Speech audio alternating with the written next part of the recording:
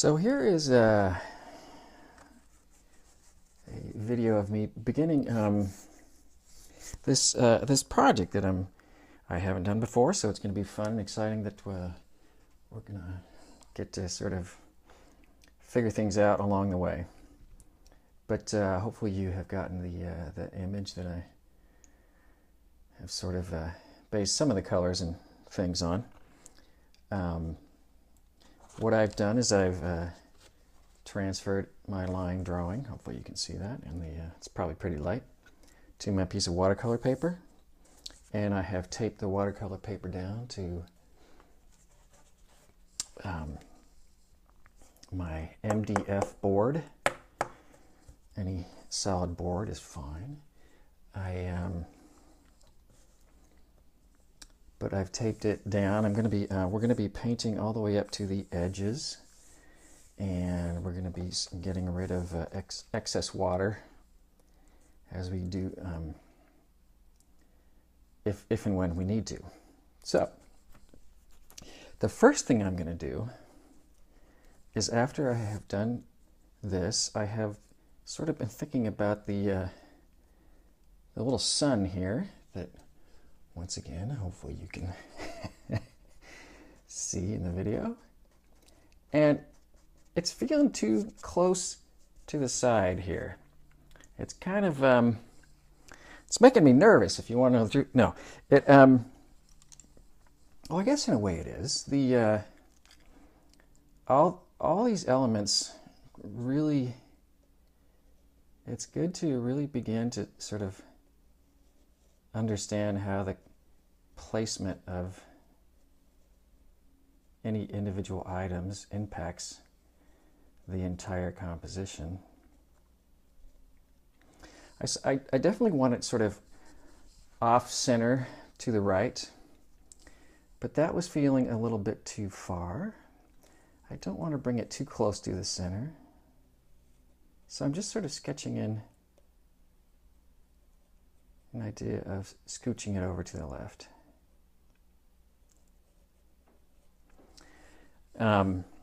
It's interesting in the photo, if you can look, see it really, the setting sun and just the way that the lighting is and everything else, it's definitely sort of, it appears squished. I don't think the sun is actually squished. I think it's more of a spherical, like the Earth. I'm regressing. I used my kneaded eraser to take out a little bit of that color. And what I'm going to do now, first, is, well, I don't know if you saw me sort of playing with this, kind of having I wonder what would happen if. This had a little bit too much yellow underneath it. I do like that the yellow is going to be, I do want some yellow up here for our sun. But I'm just gonna use a hockey brush to wet down a large area, and then I'm going to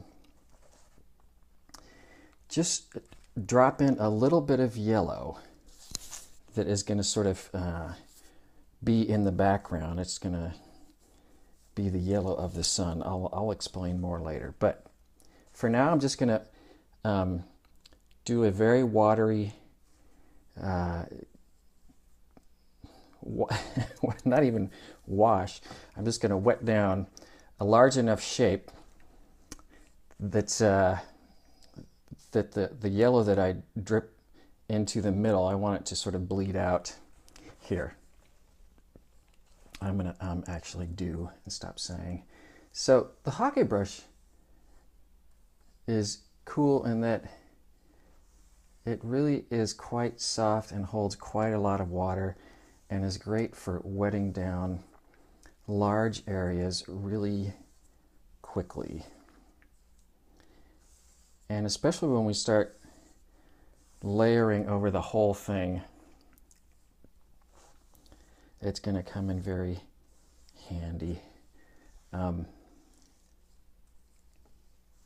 it can be it's a very different tool, so it can feel a little odd in your hands at first.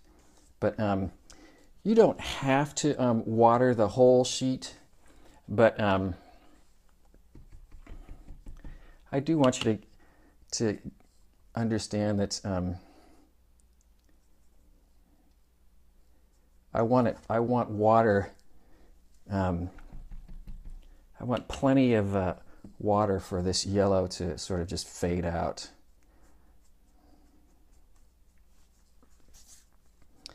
And all I'm going to do is mix up a little watery yellow. And I'm going to do that. And then I'm going to go like this. And this is very non-specific, I know. And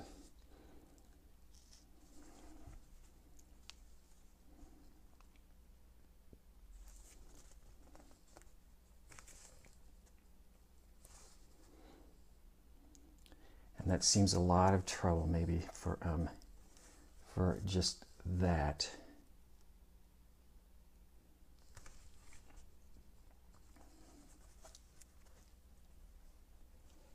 But that is indeed all I want for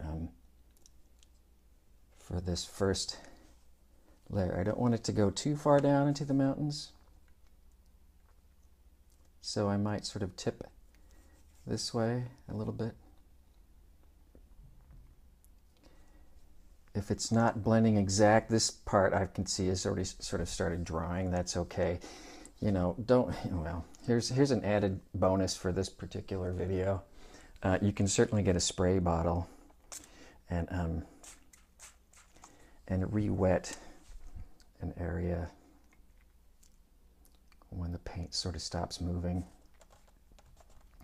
Once again, that's sort of one additional gadget that I try really hard to keep the gadgetry to a minimum.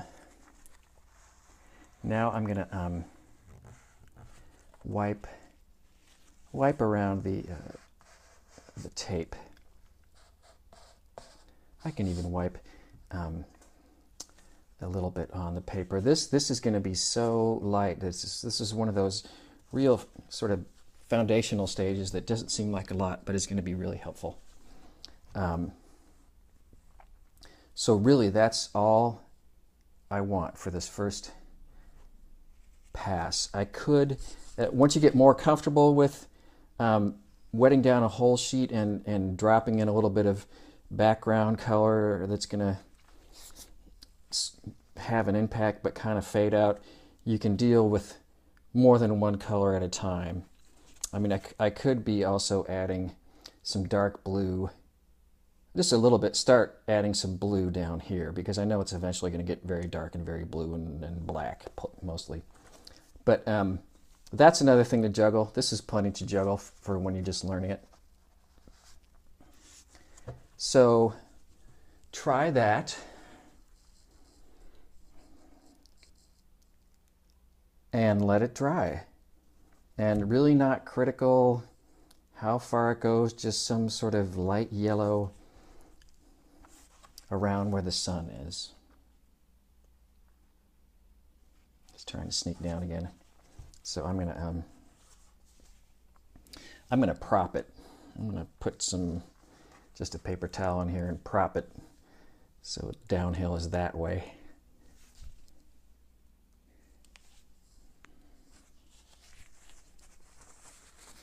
And one last